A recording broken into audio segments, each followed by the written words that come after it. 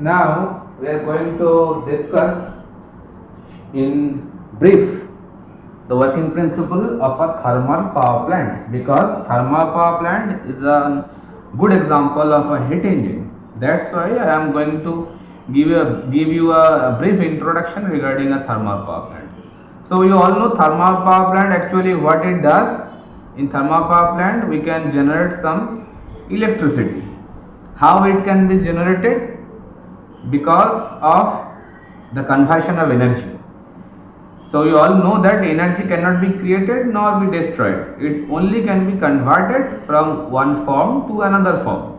So in thermal power plant actually we convert the heat energy into electrical energy. Okay. So that way a source and sink will be used, or you can see in a thermal power plant. So it is a block diagram of a thermal power plant. The basic important components of a thermal power plant is only four. One is boiler, second one is a turbine, that is a symbolically representation of turbine. Actually expansion is going on inside a turbine, that's why this kind of a expanding symbol is used to express a turbine. Okay, so boiler, then T stands for turbine, then this is a condenser. Actually I have forgot to write, actually it is a condenser. Inside a condenser that heat rejection will take place, so it is a kind of sink. Now the last component it is P stands for pump. Okay, so that is a pump and that is a turbine. So these four components will be used for any thermal power plant.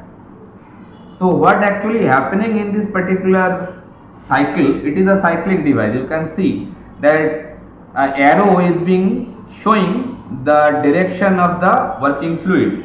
You can see it's a kind of continuous process, a cyclic process, and we all know that heat engine is a cyclically operating device. Okay, so what is happening here, I have written over here, I will clarify them later. First, concentrate on a block diagram. So in this particular block diagram, the boiler is a kind of heat exchanging device, as well as condenser is also a kind of heat exchanging device. That means in this both of this device, boiler and condenser, heat transfer will be occurring. So inside of boiler what is happening? Some fluid is coming. Basically we are using water as a fluid, working fluid. So water is stored inside a kind of vessel, that is known as boiler. Now outside of drum, the water is stored inside of a drum of a boiler. Now outside of the drum some heat is being supplied. That's why I have written over here Q1, that is a supply of heat from any external source. Obviously in case of boiler some combustion will take place using any solid fuel. So the burning or combustion will be going on. With the help of that after combustion product, that is known as flue gas, I have written over here flue gas, FLUE, flue gas in, that is here, and flue gas out, that is here. That means that flue gas is nothing but the after combustion gases. So during the combustion lots of flue gas will be produced. That flue gas will help us to heat the water. Which water? That water is already being stored in the boiler drum. Now with that particular supply of heat, that Q1 amount of heat, the water is being going to be converted into in its gaseous state, that is steam. So a phase change operation or phase change incident will take place inside that boiler drum, and heat transfer will taking place from the flue gas to the water. So it is a heat exchanging device. So after getting that heat from the flue gas, that water is going to be converted into its gaseous state, that is steam. Now following this particular black line, that steam is going to feed to the turbine. So that particular arrow, that top one, is a flow of flue gas in and flue gas out. That means after combustion gas transfer its heat to the water. Water is coming in the boiler, and while it is going out of the boiler, it is completely gaseous state. That is, I have written over here, superheated steam. Superheated steam means a steam which is completely, it is superheated. Superheated steam. Superheated steam means a steam which is very hot in condition. Lots of high heat value is containing in that particular steam. No moisture is there at all. So that superheated steam coming to the turbine, then the turbine, basically a kind of rotor is there. A kind of rotor device is there. Now lots of blades will be coupled with that rotor, and that hot steam, with the help of a nozzle, it is going to hit the turbine blade. Nozzle is a very vast thing. I am not going to clarify or detail into that nozzle part. So nozzle basically helps to enhance or increase the kinetic energy of that steam, and that highly energized steam will going to hit the turbine blade. As a result of that, turbine blade will help to rotate the rotor. Now while the turbine is rotating, that rotation of the turbine shaft is going to coupled with the dynamo, and due to the flux cutting, with the help of dynamo, some electricity will be generated. So that rotation of the turbine shaft, I have written WT. WT means the work done by the turbine. So turbine will produce some work. That's why that work is going to directed outside of the turbine, and I have written WT, that means turbine work. And this rotation means the rotation of the shaft, turbine shaft. Now after doing the expansion job in the turbine, that steam coming out from the turbine again and going to feed to the condenser. Condenser basically helps to change the phase of the steam from liquid vapor mixture to the complete liquid. So condenser is also a kind of heat exchanging device. The hot medium, working medium, is the steam coming out from the turbine, and the cold working medium is nothing but a cooling water. So that's why I have written over here, cooling water in to the condenser, cooling water out from the condenser, and in between this steam and cooling water a heat exchange will take place. As a result of that, that steam will be converted into condensate. Condensate means condensed water, and obviously a heat rejection will be there. So that Q2 is directed outward, that means some heat rejection is taking place inside the condenser. So in particular, this particular block diagram, boiler is acting like a kind of heat source is basically the combustion of fuel. Combustion of fuel is a kind of source.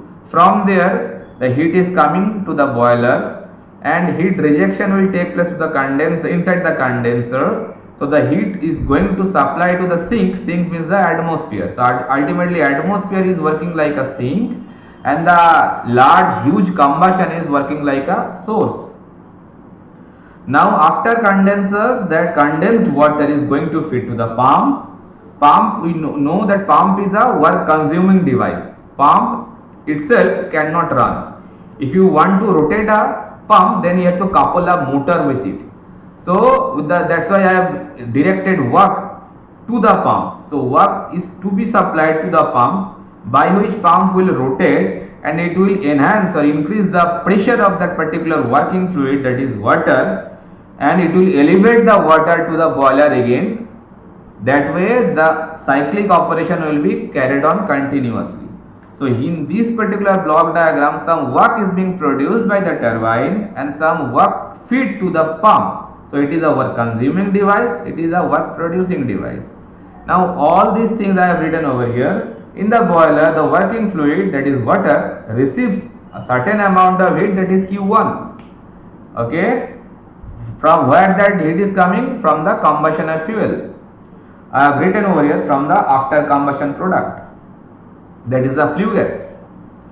The superheated steam means that the steam is coming out from the boiler, enters a turbine. Here it undergoes the expansion performing the shaft work. Shaft work WT. Shaft work means a shaft will rotate. That is the shaft work. Okay. The low pressure steam enters the condenser. You can see low pressure steam because the expansion job is already been completed inside the turbine. So after expansion of the steam, obviously the pressure of the steam will be very reduced. So low pressure steam enters the condenser where it exchange energy as heat. Obviously heat transfer will be carried on at constant pressure. Inside the condenser pressure will be remain constant with the cooling water and converts into condensate. Condensate means condensed water, that I have already told, that after conversion of heat inside the condenser, the steam will be converted into condensate, that means condensed water. The condensate rejects a certain amount of heat Q2 to the cooling water. So from cooling water, again that heat will be ultimately rejected to the atmosphere. So that actually here atmosphere is working like a sink, and that combustion, that is flue gas, that is working like a source. Okay, and it is atmosphere, it is working like a sink. Now come to that side, the low pressure condensate from the condenser enters the pump. Already I told that the pressure is already very reduced inside the after the turbine. So the low pressure condensate coming out from the condenser enters in the pump, and work is done on the pump. Here you can see work is done on the pump. That means using sign convention you can say that is basically a negative work, because work is supplied to the system. Why it is supplied? Because to elevate the condensate to the boiler pressure and return to the boiler.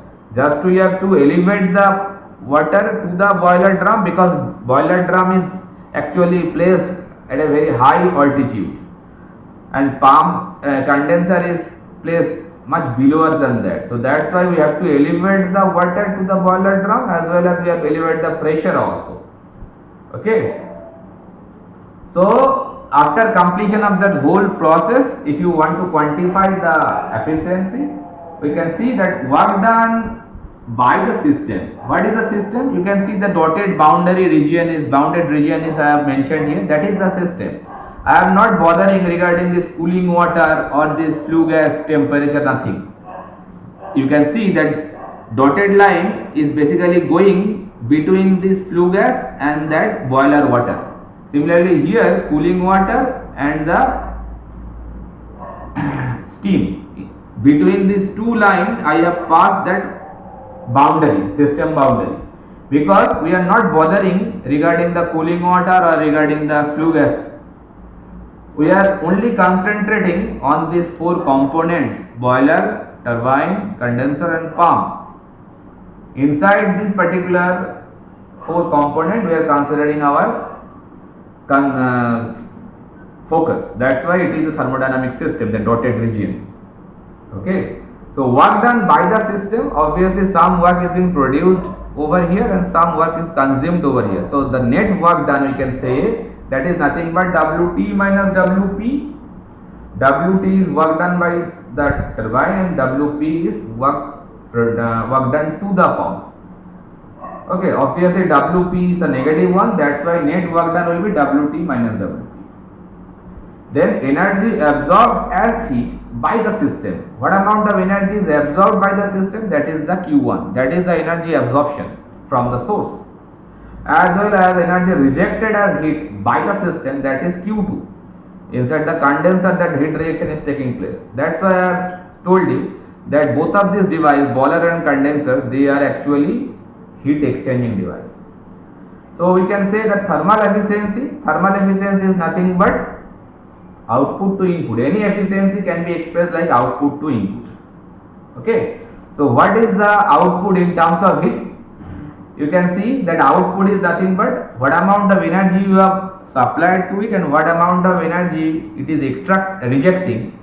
The difference between them, that is the amount of output. So we can say that energy absorbed minus energy rejected, that is the output. And what is the input? What amount of energy you are supplying in, that is the input only. So you can see energy absorbed. Okay, so that is the expression for thermal efficiency. So that expression can be written like this also: energy absorbed minus energy rejected, that is nothing but the net work done. That's why I have written W net. W net means net work done. And energy absorbed can be written heat absorbed as heat. Oh, heat absorbed as heat is nothing, only heat absorbed is enough. What amount of energy you are absorbing, that is basically the energy in terms of heat. So W net is nothing but Wt minus Wp, and heat absorbed you can write by Q1, because that is the actually heat absorbed in the system. So similarly I can write it again, eta He stands for heat engine, Wt minus Wp, that is the net work done, by Q1. So Wt minus Wp, it can be written in terms of heat also, because that work is nothing but the conversion of heat. So net work done also can be written by Q1 minus Q2, what amount of heat you are supplying in and what amount of heat you are rejecting out. The interval between them is nothing but the net work done, isn't it? What amount of energy you are supplying in and what amount of energy you are rejecting out, the interval between them, Q1 minus Q2, what is that? That is the what amount of work you are producing, that is the net work done. That's why I have written that Q1 minus Q2 as W net by Q1. So the Q1 minus these three form, any one you can use according to your requirement. So that is the expression for thermal efficiency of any heat engine. So finally I can jot it down in a nutshell. I can write efficiency of heat engine can be written like 1 minus Q2 by Q1. From here I can write it like that way.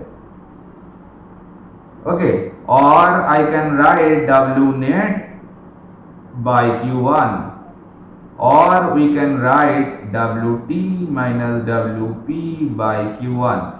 Any expression I can select according to our available data. Okay, so that is whole regarding a thermal power plant as well as a heat engine. Now we are going to see second law of thermodynamics. So in second law of thermodynamics, actually two different statements are there. One is known as Kelvin-Planck statement and the second one is known as Clausius statement. So first we are going to start with Kelvin-Planck statement. So Kelvin-Planck statement is basically deals with the heat engine. That's why I have already explained what is heat engine, how it works. Now Kelvin-Planck, two different scientists actually gives us this statement. What does this mean? It is impossible for a heat engine to produce no other effect except to extract heat from a single reservoir and to do equal amount of work. That means what? That means a heat engine, you cannot produce a such kind of heat engine which will produce no other effect except to extract heat from a single reservoir and to do equal amount of work. Until or unless before of second law we know that heat and work, they are mutually convertible. That means equal amount of heat and work, total amount of heat can be converted into total amount of work. But in this particular second law tells us that you cannot produce such kind of heat engine which will produce the same amount of heat what you are extracting or getting, that cannot be converted into whole into work. It is impossible. If you write that statement like this way also, it is impossible to construct a cyclically operating device. Cyclically operating device, here we are talking about heat engine. Okay, that's why I have written He. Such that it produces no other effect than the absorption of energy as heat from a single thermal reservoir. That means the source we are talking about, that is nothing but source, and performs an equivalent amount of work. It is not possible that the amount of heat, suppose if it is Q, you are supplying to a heat engine, and that Q will be converted into work, that Q equals to W. It cannot be possible. Okay, so what is impossible, that if I replicate by a block diagram, it will see like this, it will look like this. Suppose it is our source temperature, that is capital T, and from source you are extracting or supplying heat to the heat engine, that is the amount of Q, and that Q is equal to W total. It is never possible. The amount of heat, whatever you are supplying to it, that is the amount of work it will produce. It is not possible. Okay, so that's why I have written it is PMM2, that means perpetual motion machine kind of 2, that means for second law. Already we have seen what is PMM1.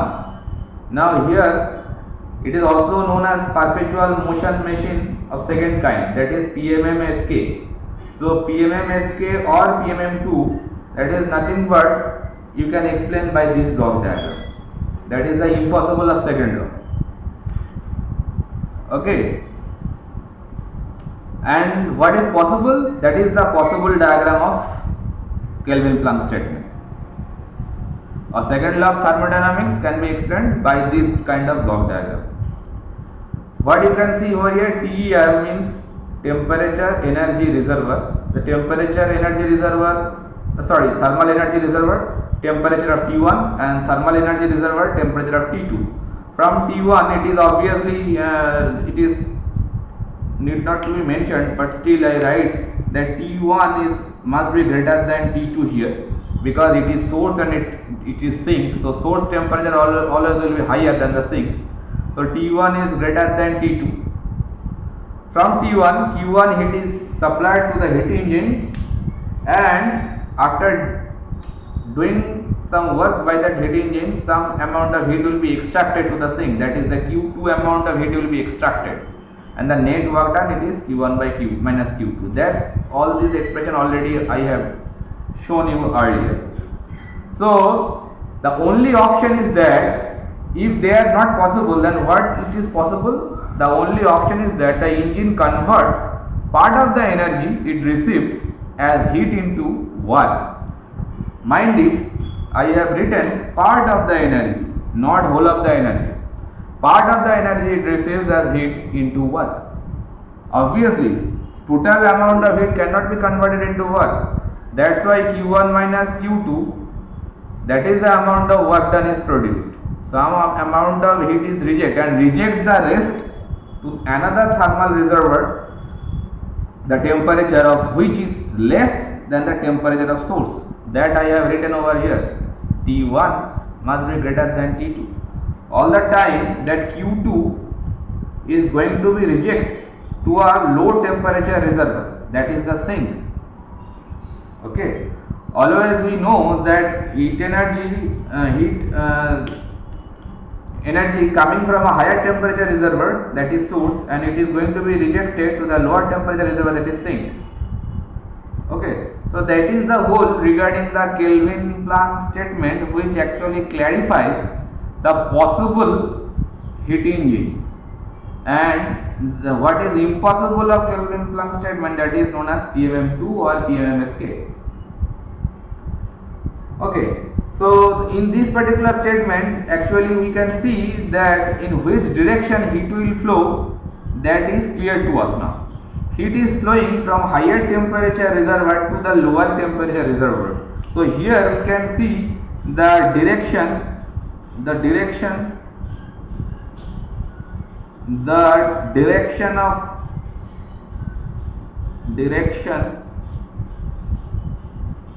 of the flow direction, rather say the flow direction of heat energy